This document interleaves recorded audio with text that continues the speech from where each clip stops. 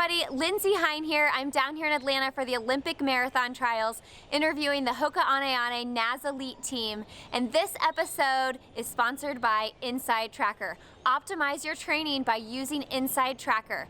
Go to InsideTracker.com and use the code ANOTHER at checkout.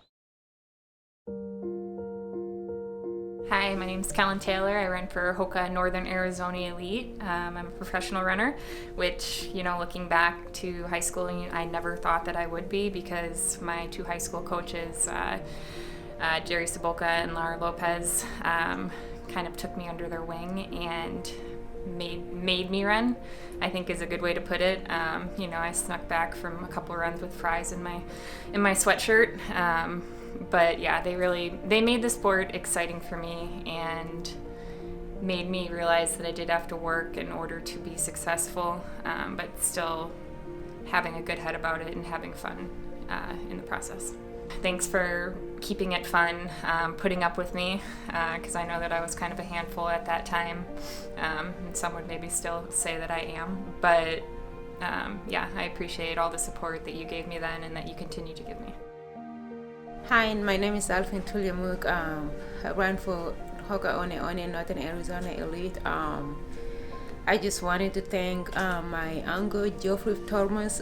He is the one who got me into running when I was in 4th grade, and he saw me running and he believed in me, and he asked me to go stay with him and his family, and I protested for a couple of years, but looking back now, I don't know where I would be today without his help. And he's also the one who encouraged me to pursue scholarships here in America. And so I just wanted to say thank you for everything you've done for me. And even today, he's still a very big role. He still plays a very big role in my life. And I also want to thank my former coach, Corey Amos. He recruited me to go to Iowa State because without his recruitment, I wouldn't be here in America, and therefore I wouldn't be running this year's Olympic trials today. Corey, thank you very much. You believed in me even when you came to Kenya. I wasn't even running well at the time. I couldn't break 18 minutes for 5K, but you believed in me and you went ahead and recruited me anyway, so thank you very much. Hi, my name is Stephanie Bruce, and I'm a professional runner for Hoka NAZ Elite. I would really like to thank the people who started my running journey. First, my high school coach, Dave Van Sickle. One, for believing in someone who was a very mischievous high school kid who probably wouldn't have ended up here without his challenges and his pushbacks at me, and really encouraging me. Even though I told him I was trying as hard as I could, I probably wasn't being very honest in high school, and I partied a lot. So I really thank him for keeping it fun and low pressure, and I think really knowing how to bring middle-age school and kind of high school female up to the right level where she needed to be. And then I think that prepared me really well for my college coach, Pete Dolan at UCSB, who, same thing, he kind of really challenged me, and he kind of made me question like how much I wanted it. And same thing, I think he just trained me at a level that he said, I really want you to have a career, after college. And I never felt burnt out. And I think that is what has contributed to the longevity in my career, and being 36 years old, and feeling like I'm maybe a 24-year-old kid coming out of college. And last, to my mom, Joan, for just always having that dream big mentality, and making me believe that even though I haven't done something, I can always dream that it's possible. Today we're sitting here with the Northern Arizona Elite team, Hoka athletes, and I'm just so honored that you guys were willing to sit down with me 2 days before the marathon trials for the Olympics. So thank you so much. We've got Steph Bruce, Alfine Tulimak, and Kalin Taylor here. So welcome to the show, guys. Thanks for having us. Thank you. We're excited to be here. Yeah. So I just ran into you in the hall, Steph, and you were getting some Chipotle. How's everybody feeling today? Are you kind of hiding from the crowds? I know you've done about 972 interviews so far. There are a lot of people here already, and it's only going to get busier. I'm kind of an introvert, so I kind of get from A to B as quick as I can, which is kind of like the race. So that's kind of what I'm doing when I need to go get things. Just go grab it and then get back to where I want to be.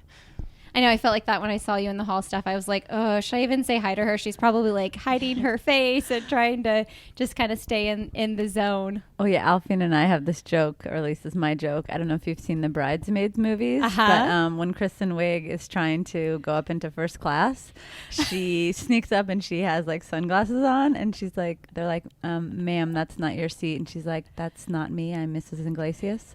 And she just has like incognito glasses. So I was like, I'm just going to walk around the hotel like with my hood up and be like, I'm not Steph Bruce. Nope. That's not me.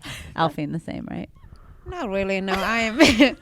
I am the one. Like I see people, I'm like, hey, how are you doing? And I tend to get late, going everywhere because of that. So it's gonna be interesting this weekend because I think usually I thrive off of just being on my feet almost like the whole day, like a couple of days before, and just talking to people. And then I go to my room and I'm like, oh my God, I don't have energy. I wonder what happened. I know it has to feel kind of exhausting. I mean, even just driving from the airport as we were coming in, I saw all these athletes that I recognized out running, and you're probably just the whole weekend kind of wanting a little bit of privacy, but it's like the Super Bowl of running this weekend, I mean, I think you just have to remind yourself, like, this is the fun part. So even though there's that pressure and there's lots of people, like, you shouldn't feel like bogged down. Like, yeah, there are some things, like my food came late, so I was like a little pissed off from that. But I'm like, it's not a big deal. I'll get some food later. So little things like that. I think you just have to like remain calm. And if you see people and you feel like chatting, chat. And if you feel like just beelining it to your room, do that too. Yeah. I was thinking with the Storm of Media interviews, it probably feels like this. Well, let's talk about your training and your team a little bit.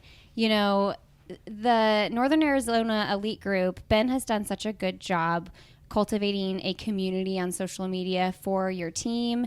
And I think with that comes a really big fan base. So we've seen you all train together and support each other.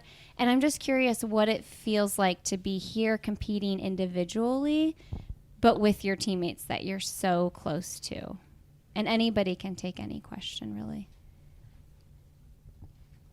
I mean, I don't know if it necessarily feels a whole lot different than just going to practice and doing our practice.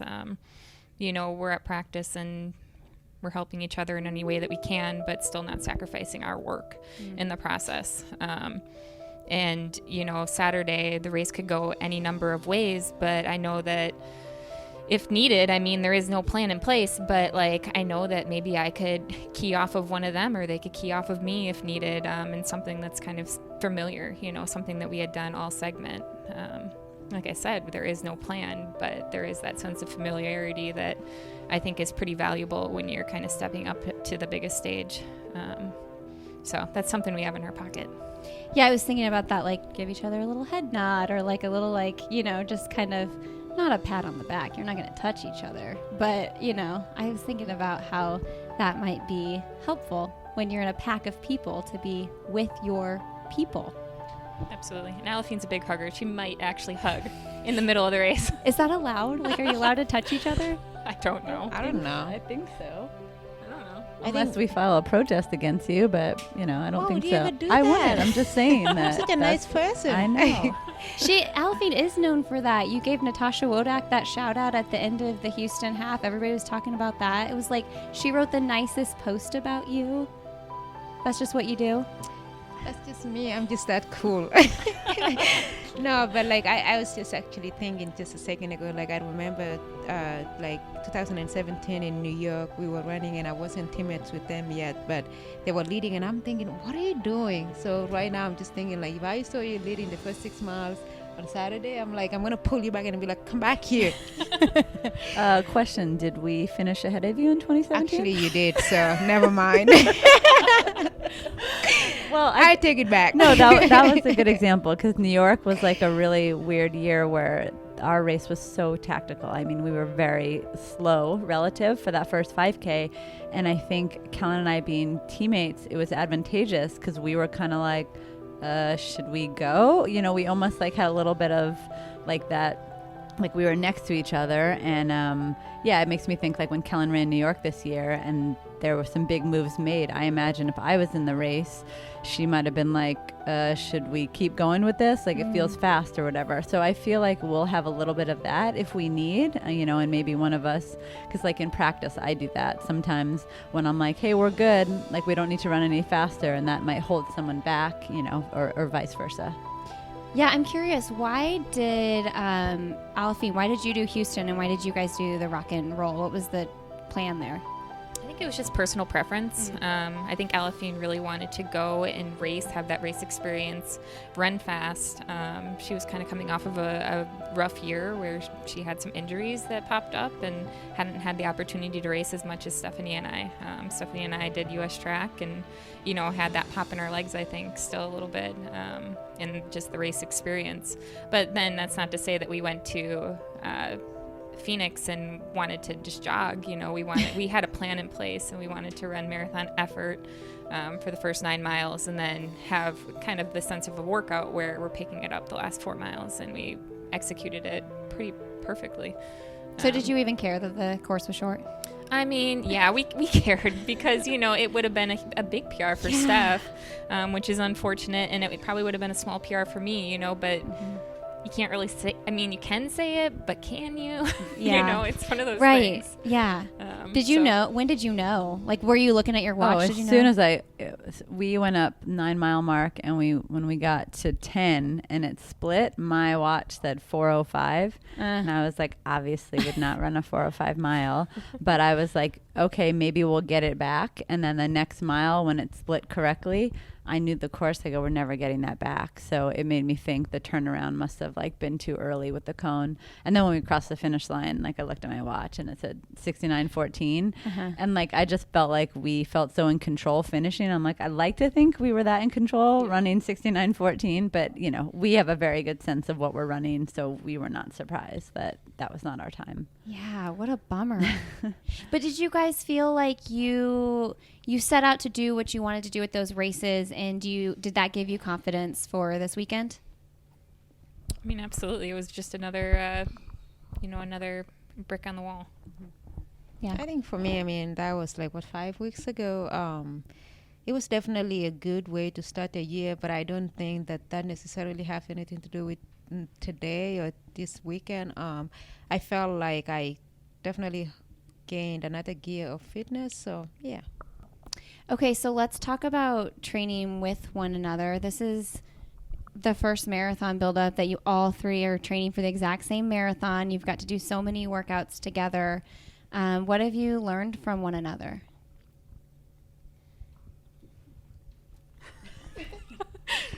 We have nothing to say now, huh? Yeah. No, we've been with each other a lot. Let's just say that. Are you sick of each other? I guess, are you sick of each other? Remember in the beginning of the Hoka one, we were sitting right next to each other. And now we're okay. No, I think for they me, asked for space on the couch, you guys. I think that from a personal standpoint, I feel like I got really close to these ladies, training with them. I don't know if it has something to do with the fact that we were doing all the hard work together or not, but I remember telling them that I already missed this because it felt like we got so close, and it feels like after this, race this weekend, that it almost feels to me like we're not going to be together, which is kind of weird because we are teammates and we are going to be together, but it was just something different and so special. And I just feel like we developed some, deeper friendships, and I got to know Kalin a little more, how compassionate she is and how awesome she is. I know she doesn't want me to say that, but yeah. She is. She's so quiet about it too. She's a humble one. Yeah, I imagine. What? I said, okay, guys, that's enough. No, I just imagine. I don't even run near them as many miles as you guys do together with my girlfriends. But when I do go run with them, we end up talking about, really big things in our lives that maybe wouldn't come up elsewhere. And I know when you guys are doing the work, you're doing the work, but there's a lot of miles where you're chilling and it's easy running. So I just imagine you probably learn a lot from one another. Everybody's talking about Kalin's been fostering, and that's such a big life moment to do while you're training for the Olympic trials. And I teared up personally a little bit myself when Steph wrote that super nice post about, when your babies left that morning and then you guys went out there and you still got on the roads and you did work together. So I guess I would just love to hear you guys talk about those pieces of your relationship. It's more than just running with you guys.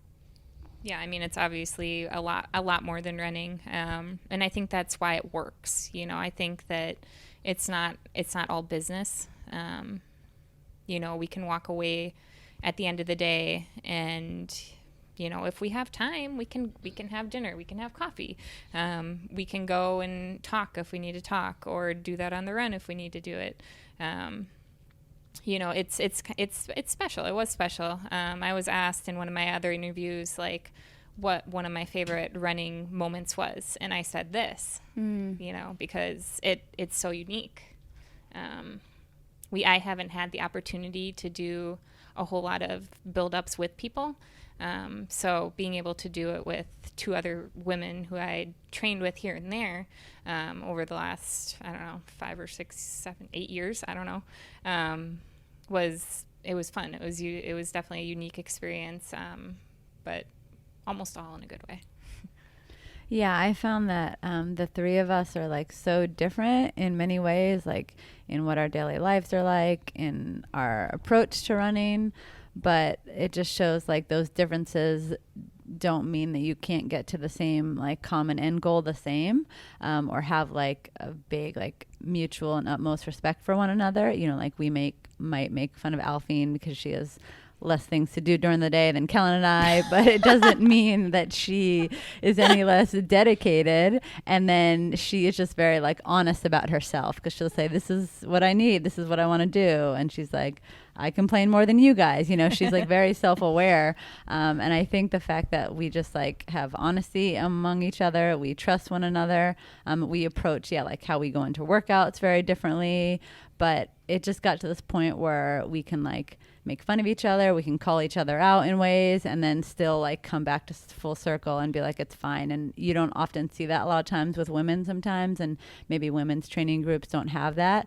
But I think it's like, if one of us pisses each other off in a workout, we can then get over it or like move past it and be fine the next day. And I think that was really unique and rare. And yeah, I just think we just learned a lot more about each other, like this whole cycle, and what makes each of us tick, I think.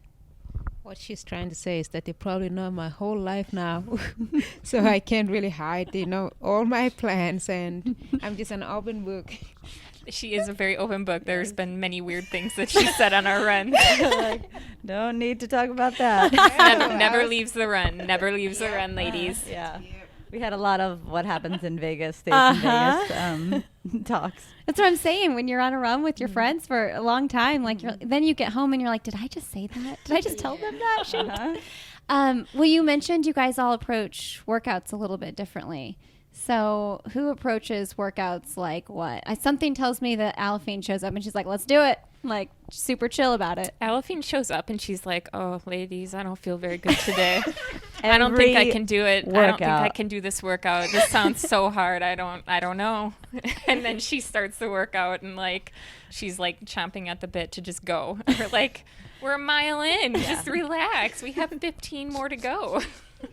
Every workout. Every Ladies, workout. I have a little tickle in my throat. I didn't sleep last night. I don't think I'm going to do this. 10 miles later, oh, see you later, Alphine. You just pulled away from me. How's that tickle in your throat? I picture Kalin showing up to workouts, just rolling up her sleeves and being like, let's do it. Let's go. Kalin doesn't do one stride, one drill. She's like, 440 pace, I got it, out the gates. And I'm like, oh my gosh, you guys, I need to activate. I need to mentally prepare for this. Yeah, it's pretty funny. Oh, man. I love that. That's so fun. Do you guys think there'll be a sense, we kind of covered a little bit, but do you think there'll be a little bit of a sense of comfort running with one another? Like, are you going to, in the morning, are you going to like meet up and like jog a little bit together? What's the plan? I don't know. I don't know if we discussed not, that yet. Not tomorrow, Saturday. No, actually, no, I don't think so. No, I'm just being honest. No. Like, I think that we each have our own ways of getting ready for a race. And personally, I like to sleep for as long as I can, and I'm lazy about everything except the race. So I think like I envision like we are in a race, like in the middle of the race, and thinking, oh my God, this is so amazing. I'm here with my two teammates, maybe like they're right next to me or something. I think that would be the time where I would like, for a second, like recognize just how much of a privilege it is that I have two of my teammates racing with me. But before that, I don't know. I don't see that happening. You're not invited to breakfast. I was going to warm up with Kalin, but I guess that's fine. Well, Stephanie and I may meet up. Alphine will be sleeping. Yes. We've done a lot of stuff. Like we ran USA's, like sit on the track. So we've gone to races together. We did New York. So we've done a lot, I think, of our pre-race together. So Alphine's just going to see you at the start line, is what she's saying. No, not striding out together and not doing any of that. And even this morning we were like, we planned on running at 10:30, and then at 9 something, I was like, can we meet at 11? 11. I am so sleepy. And I'm thinking, if you're texting us, you're obviously awake. And then I got stressed out about it, and so I woke up. I ended up running with them anyway, so it was kind of cool. I'm glad I got up. Peer pressure. That's just me. I know. That's just me. Like I plan things, and then when the time comes, I'm like, oh, I don't think I can make it. So I can't even say that we're going to warm up together on Saturday, because I know that's not going to happen. You know what my word for the year is? Commit. Because I'm like that too. A friend will text me and say, do you want to meet to run in the morning at 6:15? And I'm like, ugh, can I text you in the morning? Like, I don't, like, I want to do it, but I can't commit the night before. What if I don't sleep good? What if there is a tickle in my throat? Exactly. Thank you. So we've watched you all compete, at World Marathon Majors. I actually got to see Steph on the course in Chicago a ton. This past fall. I didn't get to see you in New York, either of you in New York, because I was running way back behind you. And you were done, when I was at mile 3 or 4 or something like that. But I'm just curious what the feel is at the trials compared to a major where, the Americans are kind of all working together a little bit, it feels like, at the majors. And obviously here, like, you're not really trying to work with these women because you're trying to beat these women. So how does that like shift in your brain, I guess? I mean, honestly, it's the first time like you have all of us in the same race. There's some women that I've raced individually, but I'm trying to remember, like there's some women I'm like, I haven't raced Sarah Hall in a marathon. I'm trying to like go through and like remember who I've raced, but it's so unique because this is the first time, like it just feels like such an equalizer where we're all coming from having raced each other in 10Ks, half marathons, and we're all now meeting in this common ground. And it's just, I don't know, it's the biggest stage. I don't really know if there's another way to describe it. Yeah, I mean, it's pretty amazing, especially now because U.S. marathoning is so on fire. You look back and I'm like, oh, 2008, that would have been fun. But we're here in 2020 and there's, a large number of women that are in contention for having those 3 spots. I think that for me anyways, it's just taking kind of a similar approach that I would take to a major.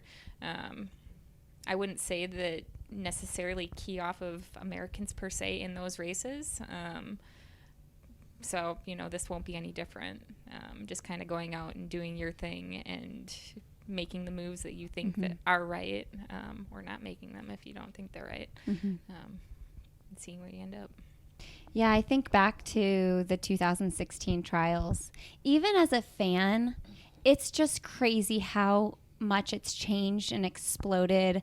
I remember we had a watch party at one of our local run specialty stores, and I think I knew of like 4 people in the field, and that's actually right when I found out who you were. Okay. Yeah, Kalin, because I remember reading an article about you in Runner's World, and I was like, who is this? Like, why isn't anybody talking about her yet? She's going to be a firefighter, like, and I started kind of following what you were doing. But it's just crazy how much, marathoning in general, but women's marathoning too, is just exploded. And, I think back to the 2016 trials. I know, Kalin, you got 6th place. That's the year Alphine became a U.S. citizen. And you were like, Steph, 5 months postpartum from your second baby, like back to back. So, you know, each of you have such a different path to get here in the last 4 years. It's looked so different for each of you. So your answer is probably a little bit different, but what would this moment mean to you to make this team coming off all those experiences that have happened that we maybe know some of them, but you don't put everything on social media. We don't know everything you've been through. I think, like for me in 2016, obviously I wasn't a citizen yet during the marathons, and I honestly hadn't even like thought about racing marathons that much yet. I didn't know that I was going to be a good marathoner. And so today, running these trials, I feel like, I mean, this will be my 6th marathon, and I really feel like I'm beginning to get the hang of it. And so it will be super exciting to just have a really good race and master some of the things that I've been practicing and have a good race. And, you know, it's tricky because there's at least 10 women who could make this team, and the cost also is a factor. You know, the weather is going to be a factor. So it will be interesting to see, you know, how everything unfolds, because you could analyze, you could imagine and all these things, but once the gun goes off on Saturday, things will change, and I am just excited to live every moment of it. And I hope that I remember, you know, like just how privileged I am to be on the start line, because this last couple of years for me have been very challenging.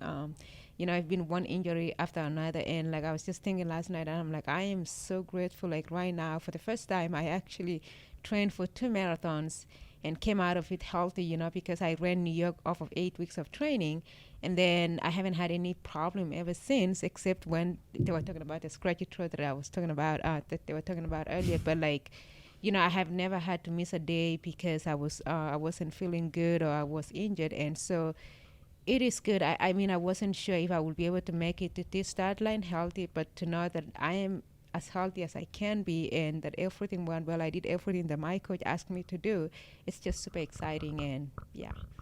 And she says 8 weeks of training running 2:28 in New York. I mean, that's really exciting to then be able to build off of that. I'm just that cool, Lindsay. But no, I mean, I think that they say that marathons, you know, you perform on race day based off of what you've done, you know, for years. And even though I had 8 weeks before New York, it wasn't just those 8 weeks, you know, it was the training that I had done the prior years, you know. So, yeah. I guess I'll go next. So I ran my first marathon in 2008. And then just kind of like giving the distance a try. And then really 2011, Houston is where I ran 2:29. And I think like that set me up for being like, this is my event. Like I'm a marathoner. And I really started to believe that, you know. So for the last 9 years, essentially, that's what I have been working towards. And for various reasons, each of the last 2 trials I've either been a part of, not been a part of. And for me, I have run over 10 marathons, and I feel like I understand the distance and I know it. But what I'm really just excited about is that I don't think I've reached my potential in the marathon, and that's very easy to say. Like I haven't run my best one, but like I deep down really believe that for various reasons. All my other distances, like just I've not translated those races and those results to like what I should be doing in the marathon. And so for me, like this is just another opportunity to do that. And although everyone has known that I've said like I don't want making an Olympic team to define my career, like don't let me fool you. That doesn't mean that's not the biggest goal of my career, and that's what gets me out the door and like motivates me and fires me up. And I think what I guess I can be proud of is I could not have worked any harder this last training cycle. There's nothing more that I could have done. It's the hardest training block I've ever had. And so regardless of what the result is on Saturday, like I'm going to walk away proud knowing that I prepared as best as I can, and we'll just have to see what that translates to on race day. Yeah. Do you feel like, I know Chicago was, you know, not quite as fast as you wanted to run it, but was it a confidence booster in the same because you still bettered your time and had a strong race even though you weren't feeling the best, you know, towards the end? Yeah, I mean, I guess I would say, like, again, it's hard to be like, that's not what I'm capable of, because you can only say it for so long. You have to do it. But for how for how bad I felt in that race, it was very encouraging to be able to run 2:27, like kind of feeling like garbage from mile 2. So I guess it just showed me, like, I know how to grind when I need to. And sometimes people almost, it's alarming when you go into a race and you don't feel good because you expect it to feel good. And then sometimes you don't have a great result because of that. But I guess a blessing in my career is I've felt very bad in many races in my career, but I just get the most out of myself on the day. And that's usually what I can be proud of. Like, that was all I could have given. What are the things you tell yourself when you're feeling like that in the race? I think it's the kind of like distinguishing that you don't have to feel good when you're fit. Like, you know, you can do something even though your mind is telling you don't feel good. Like, if you have fitness behind you and you've done the work, you can get through it. It's different than like, oh, I didn't have a good buildup, or I was injured and I don't actually have a lot to pull from. For me, it's like you don't have any excuses. Everything went well. So even if you don't feel good, like, you have to run through that and still make smart decisions in the race. And yeah, I think I've just been able to do that a lot in my career. And sometimes it's not good enough on the day, and sometimes it is good enough. So I think just kind of being able to like weather those negative thoughts that might creep into your head. And even though you don't feel good, that doesn't mean that you can't like still produce a great result. Yeah, I think that's so true. I think, you know, and this translates to the everyday runner. Like, so many times people are like, well, I just didn't have it that day, so I kind of just like let it be. But if you did the work and you're fit, like, why don't you go ahead and see what it feels like and what you can actually do, even if you feel like garbage? Yeah, I think people forget, like, just because we train really hard, the race is still a lot harder. It's supposed to hurt a lot more than training. And remembering that feeling that just because I'm prepared, it doesn't mean it's going to come easy. Like, you still need to go through a lot of pain and a lot of suffering in that race. Are you guys ready to suffer? Always. That's the marathon. So I think that for me, the marathon was never in my plans. When I think back to when I started running and like ran in college, decided to do it post-collegiately, I said, I am never running a marathon. I'm not going to do it. It doesn't sound fun. I didn't run the 10K in college. Sounds awful. But, you know, things kind of went the way that they did, and I did do one. And it went decently well, and, you know, got to 2016, and that went okay. It didn't go as well as I would have liked it to have went. But for me now in 2020, I feel like it's just kind of like the culmination of all those years building off of one another, kind of getting me to this point that I never knew that I wanted to be at.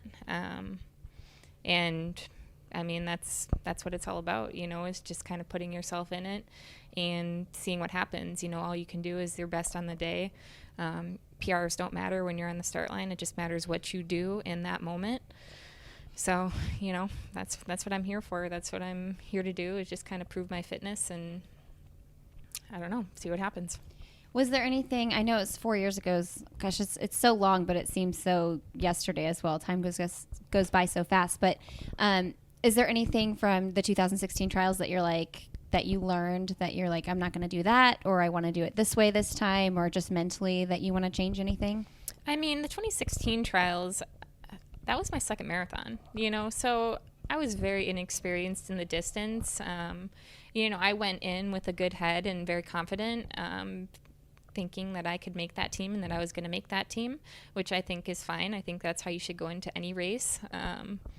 But, you know, if you look at race strategy and the things that I did in that race, you could say, well, maybe if you didn't make that move, maybe you would have made the team. Maybe you would have finished 5th. Maybe you would have finished 4th. Maybe I would have finished 10th. You know, you could say all sorts of things, but I don't know what the answer to that would be. You know, maybe 6th was maybe what I did gave me the best result that I was going to get on that day. But I have learned to kind of, I guess, listen to it myself and what I think is the right move at that moment. I think I've gotten a little bit better at that. Not necessarily perfect. You know, I ran Prague and went out in 1:11, and I didn't plan to do that. But it still ended up okay. It's one of those things, like Steph said, where you just feel like garbage and you just have to push through. I look at that race and I think of that as one of my prouder marathons, just because what I had to go through in order to get there. But then I look at New York, where I made the decision to stay back and not go when the pace was pushed. And I think that was probably a good decision, So, I don't know if I take a whole lot from it necessarily, but just through experiences as a whole, marathon, because this is now my, I think, 9th marathon that I'll be participating in. Yeah, it's crazy that was only your 2nd marathon. Wow. It's weird to think about now. Yeah. I'm like, man, that was only my 2nd marathon. Now I feel like an old lady here on the start line, but a lot's happened. Yeah. Yeah. The thing about your group and maybe I just have like a soft heart for it so much because I'm close in age to you guys. I'm 36, and there's a maturity to it, and in your messaging as well that really resonates with me, and I'm sure a lot of other people that are following you. And I know, Kalin, we talked about this a little bit in the New York live show we did before New York, and I before that show, I was like, I know this is irrelevant to the New York City Marathon, but I have this like infatuation with fostering, and I just eat these stories up and I read them. And at one point in my life, I know I want to do that. So I'm super just drawn to that story that you have decided that regardless of what you're training for and running in that part of your life, that like that's something you want to do, and running doesn't define your entire life. But what is the balance? Because it does define a lot of your life, but obviously, like, these babies and these kids that you want to provide a home for, that matters a lot. Right. I think that's something that we kind of have to figure out with each kid that we get, because they're all different. They have different things that they need and different routines and, different little quirks or things that they do that we're like, okay, well, I guess we're waking up, at all hours of the night if it's a newborn. But I think that for me, I like to have my running is important when I'm doing it. Like when I'm there, I'm present and I'm getting the work done. Like that's what I'm doing. That's what I'm thinking about. I'll get it done and I'll do it to the best of my abilities on that day. But then the second that it's done, like I'm done. Like unless I have to go and do like an appointment or something else that's related to it, then I kind of separate myself from that life. So, I can be present in whatever else it is that I'm doing. And I think that's important. I think that's a good way for me, at least, to find balance in my life and not feel like it's a burden. It's a choice. It's a choice. Both of them are choices. So choosing to foster, I'm not naive, I knew that it was going to be hard. I knew that it was going to be a disruption and ever changing, I guess. And running is demanding. So combining the two they don't mesh well. But where there's a will, there's a way. I'm a pretty firm believer in that. Like if you want something bad enough, you can find a way to make it work. There might have to be some give on one of the ends at some time or another, but it goes both ways. I love that. Alphine, I'd love to talk about what you love to do outside of running. We know you love to crochet. You've been making lots of hats. How many have you made? I actually don't know, probably about 500, but I lost count. I never did count anyway. Are you selling a lot? It seems like you've got your little shop set up and you're making it happen. Yeah, I am selling a lot. I think since I started my Etsy shop, I've sold at least 150. Wow. Yeah. Yeah, I think that is such a cool story too. Just when you were going through your injury and it's like running takes up so much of your life, like you find something else to put your passion into, because what are you going to do? How did you discover that? And what's your message to someone who might be going through that same thing? I think that, for a very long time, when I was in college, I was running and I was a student, just like when I'm not running, I'm in school, I'm concentrating on school. So I always had something else to do. And when I was in Kenya and I wasn't running, I had chores, to help my family and all that. So there was never a time that I wasn't running and I wasn't doing something else. And so when I had my stress fracture and I was told that I needed 6 to 8 weeks, that just didn't sit well with me. It was like, what am I going to do? And the first day I started pinching on watching Grey's Anatomy, and that was the longest day of my life. And it was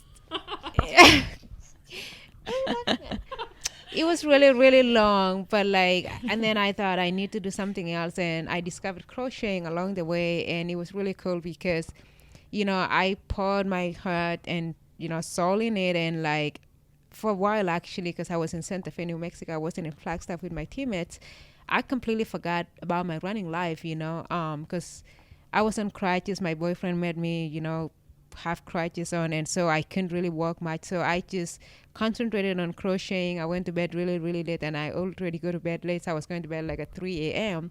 And then I'll get up at 7, excited to start crocheting again. And that was really cool because I wasn't stressed out about running until when they were running USS. That was the day that I got so excited for them. When they were racing, I got super excited. I was yelling at the TV, cheering on. I remember even doing a recording of me yelling at Kalin, and I'm thinking, oh, my voice is horrible. But anyway, from when I had my injury up until that point, I wasn't just thinking about running. And then, now that I am healthy and I'm running, I just can't imagine not crocheting. And so in between runs, I'm home crocheting. And then I started sewing the other day, and I made myself a dress, but then I actually didn't complete it. And then I thought, why not make my boyfriend a shirt? And I started making it until it was time to make the sleeves, and then it was too stressful. And seriously, I know this kind of sucks, but I got so stressed out that I couldn't sleep because I was trying to make this shirt work. It was so stressful. And then I decided, I was like, okay, I know that the goal right now is to make the Olympic team to go race the trials, and I cannot believe I'm giving myself extra stress that I don't even need. And so I stopped that project, and now it's at home, poor thing, just laying on the table. I'm talking about my poor dress, You revisited after the race on Saturday. What are you going to wear on Saturday? You could have had a sleeveless shirt. I know. Amazing. It would have been amazing. That was the plan all along, but then it was just too stressful, and I feel like a failure now, but but that's okay. And so for someone who is going through, especially professional athletes, because a lot of us maybe don't have anything else to do, I'll just highly encourage that you find something that excites you, maybe start a new hobby, something that is time consuming, something that takes away your mind from running. And, you can enjoy life. There's more to life than just running, and I'm discovering that the older I get, I may not have what they have in their lives, the busy lives that they have, but I also am cognizant of the fact that someday I won't be able to do this, and so I'm trying to figure out what I'm going to do with my life, but at the same time being present this time that I have, and also knowing that you could wake up tomorrow and you have an injury that suddenly just came in. So just enjoy when you can, but when you can, find something else. Life is more than that. Read books about other things, and then you realize that the world of running is so small that there's so much more that you can do outside of running and still be a normal human being. And she's saying this 2 days before she runs in the Olympic trials for the marathon. Oh, don't get me wrong. I'm super excited about the trials, and I'm all in. So I'm just saying, if you're not able to do what you love to do, It's a healthy perspective. It really is. Can we talk about the video that you're at your kid's school? The Trojan Trot. Sure. What is it? Give it all you got. Trojan Trot, give it all you got. I mean, that Yeah. was the cutest thing I'm I've sad ever seen. Kalin wasn't there because she would have been running down the hall too Ugh. because her daughter goes to that school. Oh, your daughter goes to that school? Well, and you had another mom that's running the trials. Was her name Lindsay? Yeah, her daughter is in Riley's class. Oh, so fun. we're same classroom. Yeah. Oh my gosh, that was so cute. Well, how do you feel about your boys being out on the course? And, I know you have a ton of staff out there supporting you. You guys do too. I know your mom's going to be out there and she's been very sick. So what does it mean to you to have all those people in your life out there supporting you? Yeah, I am a little different than these ladies. I am a running nerd to the core, and I've known that for a very long time. And running definitely has, I have an emotional attachment to it. I think from, things with losing my dad and just all that like running kind of provided for me.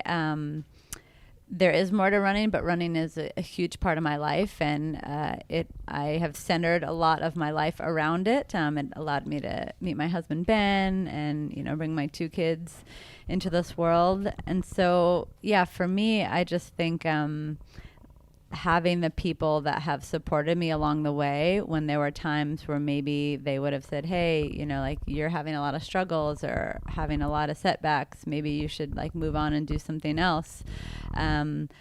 I think what that did to me is say, okay, I don't want to move on, but is there something else I can maybe like develop alongside? Because I have always felt like it would be a waste of my life if I just trained and I just ran. And I think that's what motivated me, like when we started Picky Bars, because I wanted professional athletes to see, hey, if I was injured and I didn't have anything else to think about, like what could I be doing? And in a way, I hope it has made athletes see that they can do something outside of just train full time. You do not need to sit on the couch or your bed all day long and think like that's the ideal recovery. There are many ways to recover.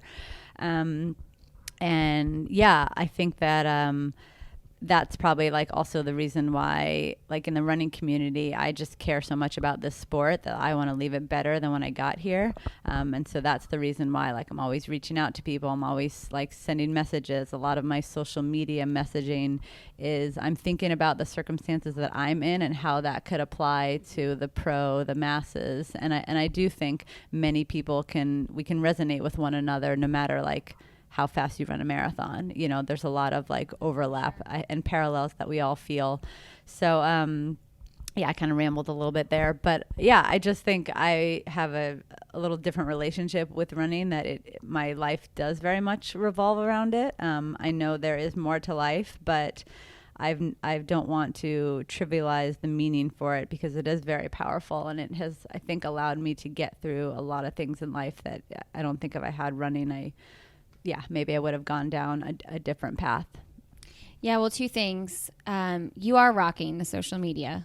When I was prepping for this, my husband was scrolling through your feed, and he was like, "Oh, she knows what she's doing over here. She's got a message," and it's true. I mean, I've read lots of your posts and felt it resonated with me. Lots of them have. And I just wonder, as a mom myself, I think back to what it feels like to be in that postpartum haze, and I think, about in between my children and then, how close together your boys were. And looking back, I mean, that's 4 years ago, right? Your youngest is 4. Does this feel like it's so far away from that moment? I mean, you've been through so much in that time. It does. I think only when you're a parent you can say this. Like, it was hell for many months. Yeah. The like sleep deprivation and just feeling like you'll never get your body back, and that your life, you'll never get your head above water. Like, that's what it felt like. But it's also similar to what Kalin said. Like, it is a choice. For me, being a professional runner is a choice and a privilege. Taking a break to start a family is a choice and a privilege. And I think sometimes, we have a lot of that discussion in our sport, with other companies. And I was fortunate that Hoka and NAZ Elite decided to keep supporting me through pregnancy. But I was kind of like, I couldn't fault them if they wouldn't have, because it is a choice to do all these things that we're doing. And I remind myself that. So for me, I think I've just wanted to like make the most of the opportunities I've had. And when I look back, cheering Kalin on and Scott Smith and our old teammate Matt and Ben at the trials, and I'm like breastfeeding Hudson, and I'm like, I don't know, how am I ever going to get back out on the other side of that start line? It's pretty cool to know that sometimes you just need more time, and I just needed more time. And if I was willing to like put in the work and make those hard choices, that I would be able to get here 4 years later, be healthy, and with a chance. I'm so excited for you. I'm excited for each one of you. We're going to wrap up here so that we can talk with the men's team as well and Coach Ben. But I was thinking about this as I was prepping, and I think about my podcast, and when I create like how I want to do an interview, or when I reach out to people, I think like I want this to be meaningful. Like I want someone to listen to this and have confidence in what they want to do the next day, or just have a meaningful experience with it. And I would assume that you all feel the same about your running career. People are watching what you're doing and they're seeing what you're posting. And I just love to hear, like, what do you want people to hear loud and clear when they see you compete and see you get after it day after day and work through these, some nights you're not sleeping well, you're just getting after it anyway. So what do you want that message to the fans to be? I think mine would be that like your story and your timeline matter. I think in the running world, we can fall into the comparison trap a lot. And whether that's at the pro level or, the masses, like, oh, well, my training partner is doing this and then they're running this in the race. Or, I'm meeting them at 6 a.m., but maybe you're a stay-at-home mom and maybe they are working 20 hours a week. And so they have, more time to recover. And you're also finding that when you're seeing, oh, women are getting better as they get older. How is she doing this at the age of 36, at the age of 40? I think you have to look at, when did that person start running? Like, when did their story start and unfold? And that's like really crucial to probably having confidence and like belief in yourself, because sometimes you will have someone who's like, man, I didn't have the times in high school and in college. Like, what right do I have to be a professional runner? If you want something, like, just go out and work for it. And don't let people kind of put you in a box. Or if you're like, oh, I've always been a marathoner, but I want to try to run the 10K and the 5K. Well, go try and do that, and don't care if you don't have the times on paper or something doesn't look like you should be able to achieve it. I think you just have to like break out of that mold.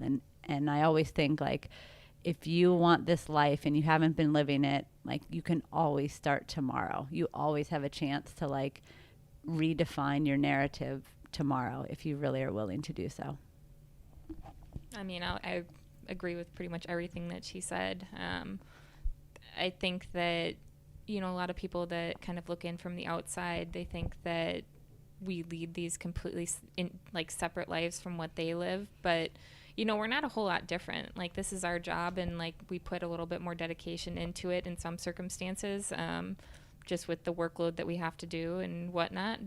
But we still wake up and maybe get sick and have bad races, have good races, have families, have jobs. We're not a whole lot different.